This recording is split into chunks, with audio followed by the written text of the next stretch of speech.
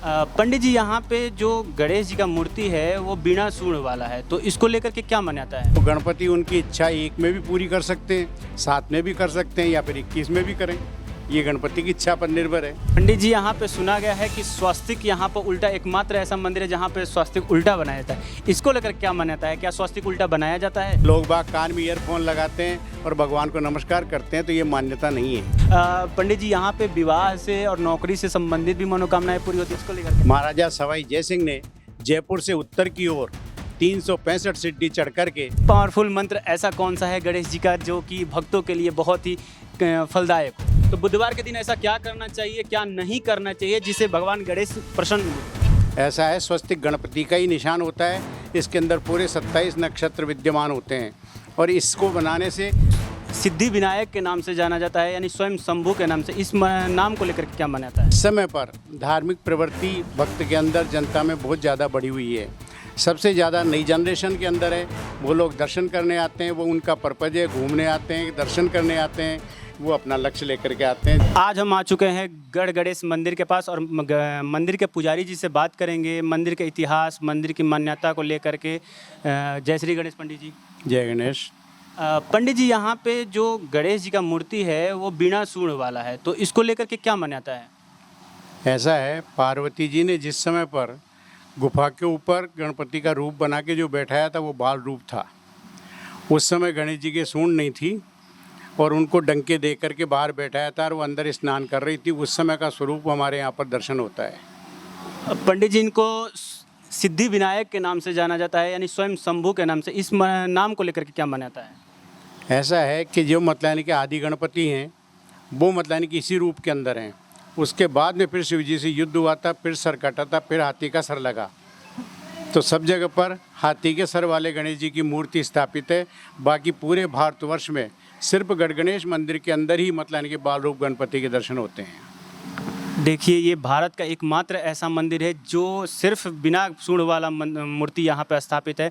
पंडित जी, एक बार यहाँ पे जो ऐसी मान्यता सुना गया है कि यहाँ पे जो 7 बुधवार जो आते हैं उनकी सारी मनोकामनाएं पूरी होती है। इसको लेकर क्या है? देखो, ऐसा है, ये आदमी के, भक्त के खुद के ऊपर श्रद्धा और विश्वास का विषय है। वो जितना विश्वास लेकर के आएगा, अब वो गणपति उनकी इच्छा एक में भी पूरी कर सकते हैं, 7 में भी कर सकते हैं या फिर 21 में भी करें। ये गणपति की इच्छा पर निर्भर है, क्योंकि प्रार्थना पत्र जो लिखता है उसके आधार पर निर्मित होता है कि मतलब इनके सामने वाला क्या सोच करके उसका जवाब देता है। पंडित जी, यहाँ पे सुना गया है कि स्वास्तिक यहाँ पर उल्टा एकमात्र ऐसा मंदिर है जहाँ पे स्वास्तिक उल्टा बनाया जाता है। इसको लेकर क्या मान्यता है? क्या स्वास्तिक उल्टा बनाया जाता है? देखो, ऐसा है कि अलग अलग विषय है। उल्टा साथिया कहाँ बनाया जाता है, सीधा कहाँ बनाया जाता है, ये एक अलग विषय है। बाकी जो मंदिरों के अंदर आदमी भक्त लोग जाकर के स्वस्तिक बनाते हैं, तो मंदिर तो शुद्ध है, वहाँ जाकर के काहे के स्वस्तिक बनाना। अगर वहाँ से सिंदूर लेकर के घर जाकर के अपने घर के ऊपर अगर स्वस्तिक बनाते हैं सीधा, तो उनके घर के अंदर शुभता होती है। पंडित जी, स्वास्तिक किस चीज़ का मान्यता होता है, निशान होता है? ऐसा है, स्वस्तिक गणपति का ही निशान होता है। इसके अंदर पूरे 27 नक्षत्र विद्यमान होते हैं और इसको बनाने से सारे संकटों की दूर होते हैं। पंडित जी, जो यहाँ पे भक्त उल्टा स्वस्तिक बनाते हैं उनको लेकर के आप क्या कहेंगे? देखो, ऐसा है कि लोग बाग भक्त लोग आते हैं, किसी को मना तो कर नहीं सकते, लेकिन मंदिरों की दीवारें गंदी करना भक्तों को शोभा नहीं देता है। क्योंकि अपने घर की दीवारें तो शुद्ध रखते हैं और मंदिरों की दीवारें गंदे करते हैं, ये उनका तरीका गलत है। मेरी मान्यता के अंदर स्वस्तिक अपने घर पे बनाना चाहिए, मंदिरों पे नहीं बनाना चाहिए। पंडित जी, यहाँ पे द्वार पे मूषक हैं, तो इनके देखने में आता है कि मूषक के कान में कुछ बोल करके मनोकामना मांगी जाती है। इसको लेकर क्या है? ऐसा है, ये गणपति का वाहन है। इनके कान के अंदर कह कर के अपना मैसेज गणपति तक पहुंचाते हैं कि वो गणपति को उनकी अर्जी पहुंचावे और उनकी इच्छा पूर्ति करे, इसीलिए उनके कान के अंदर अपना विषय कहा जाता है। धन्यवाद पंडित जी। लेकिन एक और क्वेश्चन है कि यहाँ पे बुधवार के दिन बहुत विशाल मेले का आयोजन होता है, इसको लेकर के क्या मान्यता है? उस दिन क्या खास पूजा होती है, जरा बताइए। देखो, ऐसा है कि इस समय पर धार्मिक प्रवृत्ति भक्त के अंदर, जनता में बहुत ज़्यादा बढ़ी हुई है। सबसे ज़्यादा नई जनरेशन के अंदर है। वो लोग दर्शन करने आते हैं, वो उनका पर्पज है, घूमने आते हैं, दर्शन करने आते हैं, वो अपना लक्ष्य लेकर के आते हैं, जो गणपति पूरा करते हैं। तो मेले को लेकर क्या मान्यता है? मेले के ऊपर तो ये वार्षिक उत्सव होता है। गणपति का जन्मोत्सव होता है, उस दिन तो गणपति को धन्यवाद देना चाहिए। उनको मतलब यानी कि गिफ्ट करते हैं लोग बाग, पुष्पमाला वगैरह, नारियल वगैरह, सब लोग अपनी श्रद्धा के अनुसार मतलब यानी कि पत्र पुष्प फल लेकर के आते हैं और अपनी प्रार्थना निवेदन करते हैं। पंडित जी, एक क्वेश्चन और है कि भगवान गणपति को बुधवार ही दिन क्यों मतलब कि खास माना गया है? ऐसा है, अलग अलग स्थान की मान्यता है। महाराष्ट्र के अंदर गणपति को मंगलवार के दिन माना जाता है।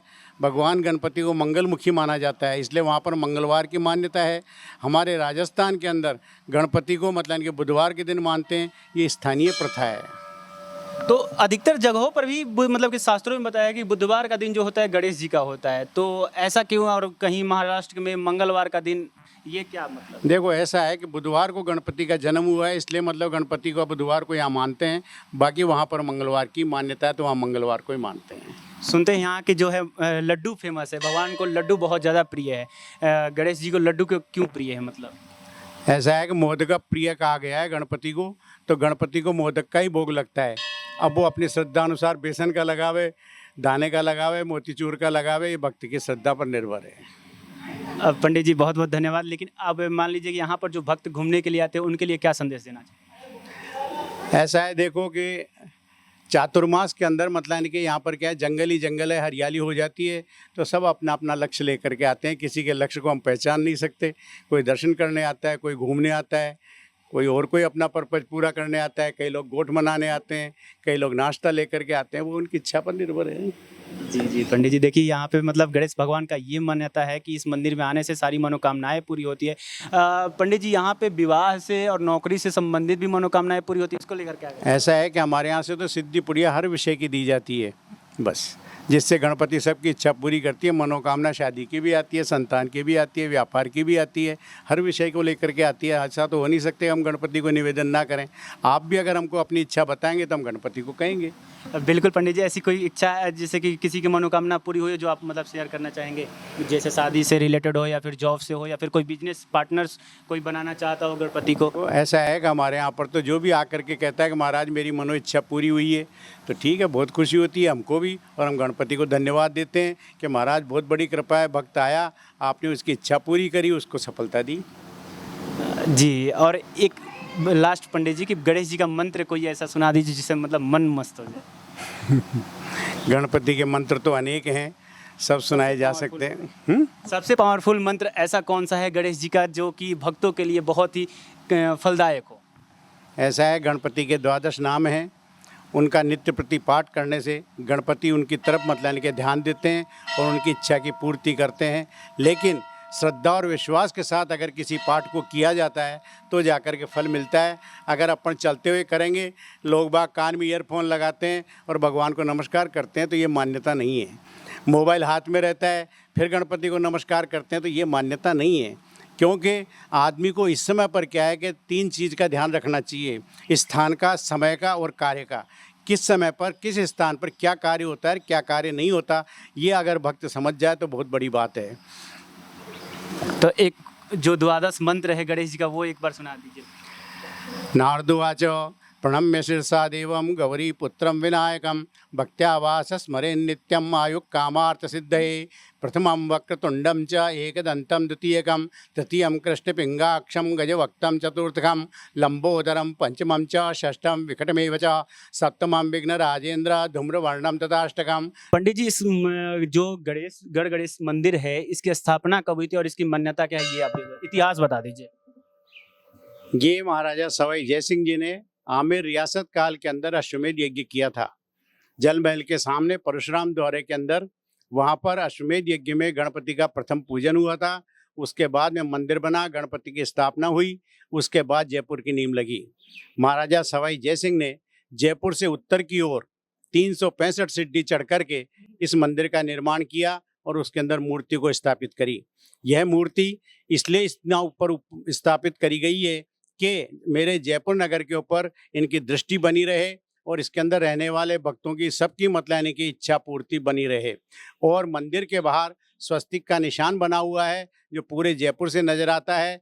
परकोटे के अंदर जितने भी भक्त, जितने भी घर वाले प्रातः अपना नित्य कार्य शुरू करते हैं, उसके पहले उत्तर की तरफ मुख करके गणपति का ध्यान करके, नमस्कार करके और फिर बाद में अपना दैनिक प्रक्रिया शुरू करते हैं। ये गणपति की मान्यता है। और इसका इतिहास क्या है पंडित जी? इतिहास यही है कि मतलब यानी कि जयपुर के पहले बसाया गया था और उस समय पर गणपति की स्थापना करी थी। हमारे पूर्वज गणेश रूप जी हुए, उन्होंने इस मंदिर को सवाई जय सिंह जी ने समर्पित किया था। तब से लेकर के आज तक 14 पीढ़ी में मैं महंत प्रदीप अवधीच मौजूद हूँ। मेरा भाई महेश मेहता, मेरे बच्चे गौरव मेहता, आनंद मेहता गणपति की सेवा में शामिल रहते हैं। पंडित जी 365 सीढ़ियां जब चढ़ कर के भक्त आते हैं तो उनकी सारी थकान जैसे कि दूर हो जाती है, ऐसा सुन मानने में है और मेरा भी खुद का मतलब कि थकान दूर हो गया।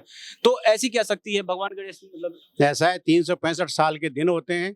एक दिन एक सीढ़ी चढ़ने पर एक दिन का पाप नष्ट होता है, इसलिए पूरे वर्ष का पाप नष्ट होने पर थकावट दूर हो जाती है। गणपति बिल्कुल निर्जीव कर देते हैं। उसके बाद में उसके प्राण शुरू होते हैं और वो गणपति को प्रार्थना करता है और उसकी मन खुश होता है। जी, देखिए फिर पंडित जी अब एक और क्वेश्चन है कि भगवान गणेश के लिए सबसे महत्वपूर्ण दिन बुधवार है। तो बुधवार के दिन ऐसा क्या करना चाहिए, क्या नहीं करना चाहिए जिससे भगवान गणेश प्रसन्न भी हो? बुधवार के दिन अगर गणपति के दर्शन करने आते हैं तो प्रातः अपना नित्य कर्म से निवृत्त होने के बाद में गणपति का ध्यान करें और मन में लक्ष्य साधे कि आज मुझे गणपति के दर्शन करने हैं। उस श्रद्धा और विश्वास के साथ मंदिर जाएं, गणपति के दर्शन करें। महाराज जी अभी विनायक चतुर्थी आने वाला है, संकटी चतुर्थी आता है, तो इस पर्व को लेकर के क्या मान्यता है? देखो ऐसा है कि मतलब कि सब देवताओं की तिथियां अलग अलग होती है, उन तिथियों की मान्यता है। गणपति की तिथि अलग है, विष्णु की तिथि अलग है, हर देवताओं की तिथि अलग है। अब सब देवताओं के हिसाब से वार भी अलग अलग हैं। जो अपनी श्रद्धा और विश्वास से जिसको अपना इष्ट देव मानता है उनकी आराधना करता है, उनकी पूजन करता है और उनके श्रद्धा और विश्वास से अपनी ज़िंदगी को गुजारता है। तो पंडित जी विनायक चतुर्थी के दिन गणेश जी को किस तरह से पूजा करनी चाहिए? देखो ऐसा ही अपना अपना विषय है। कोई षोडशोपचार करता है, कोई उसकी बड़ी पूजा करता है, जिसके पास जितना समय होता है वो अपने आधार पर पूजन करता है। कोई सिर्फ अगरबत्ती दिखा करके पूजा कर लेता है, ये उसके मन के विश्वास की बात है।